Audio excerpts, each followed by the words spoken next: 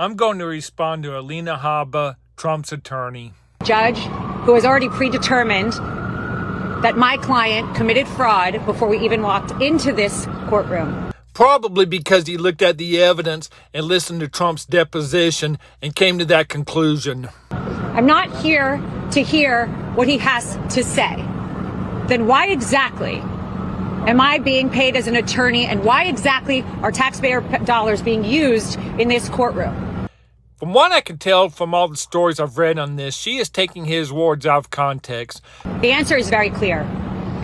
Because Miss James wants to stand right here like she did this morning and call my client a liar. Your client is a liar. Everyone who's not a member of his cult knows he's a pathological liar. Call the company fraudulent and make a name for herself. I'm sure the reason you're speaking to the reporters right now is because you're trying to make a name for yourself. She said this morning that the numbers don't lie, and they won't lie in this case. Well, Miss James, I have a message for you. The numbers didn't lie when you ran for governor. And the numbers also didn't lie when Trump lost the 2020 election. He also lost the 2016 election by the popular vote. And that's why you dropped out. And the numbers don't lie when President Trump runs for office in 2024. And those numbers are loud and clear. I'd be willing to bet anything that if Trump loses the election in 2024, he will claim those numbers are a lie. This country is falling apart. And if we don't stop corruption in courtrooms where attorneys are gagged, where attorneys are not allowed to say what they need to say to protect their clients' interests, it doesn't matter what your politics are. Everyone has a right in this country to get up and put a defense. I don't care who you are. You have a right to hire a lawyer who can put objections on the record. You have a right to hire a lawyer who can stand up and say something when they see something wrong. And the judge has a right to get on to you guys when you're acting like fools. But I was told to sit down today.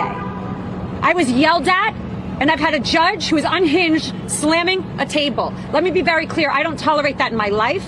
I'm not going to tolerate it here. And you know what? You shouldn't either.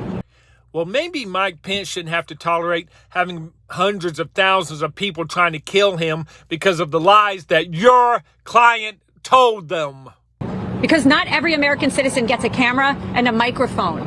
And what I'm seeing is such a demise of American judicial system and democracy. Miss James came out this morning and said that she knew Mr. Trump, and she always calls him Mr. Trump because it kills her that he was the president. I call him Mr. Trump too, because it also kills me, because we, the people, did not choose him even in the 2016 election. But the 45th president of this country, one of the best presidents we've had, has built a great company. It's worth a ton more than that statement of financial condition. And she doesn't know how to get out of it because her politics won't allow her. She calls him a bully.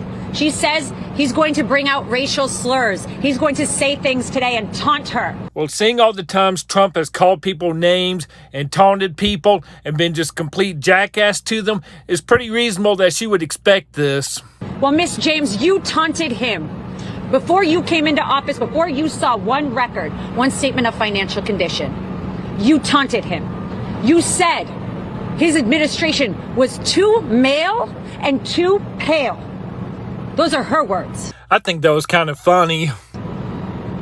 She said that she and Michael Cohen were going to be his biggest nightmare. Well, I have some news for you, Miss James. Michael Cohen folded, lied, and crumbled. Your star witness, along with all the DAs and corrupt AGs, need to be paying attention to what happens when you let us take the stand. When you let my client speak the truth, and the judge can tell me to sit down, and he can try and shorten my client's testimony, but it is loud and clear. They've got nothing. They've got nothing but their politics. She's got nothing but her Soros backing, which we discovered recently. And I am sick and tired of seeing it. Pay attention, America. Pay attention. Because when you're in court one of these days and you don't have a lawyer that has a microphone and you don't have a lawyer that can go on TV and you've got judges gagging them, what are you going to do? This is probably a good example of the long, boring speech that the judge didn't want to listen to. We need to fix this country. And we need to stop what is happening in this courtroom. President Trump is worth a lot more, and she wasn't ready for it. She doesn't understand it. And before she rushed to judgment, she should have thought about attacking somebody with over 50 years of real estate expertise who changed single-handedly the skyline of New York City. Maybe you should have enrolled in his Trump University scam so you could learn from his real estate expertise. She picked the wrong person, and her politics will fail for her. Hey, Alina Habba, if you're watching this, I'm going to show you something that one of Trump's other former lawyers said that you should really take into consideration. If I knew then what I know now, I would have declined to represent Donald Trump in these post-election challenges. I look back on this whole experience with deep remorse.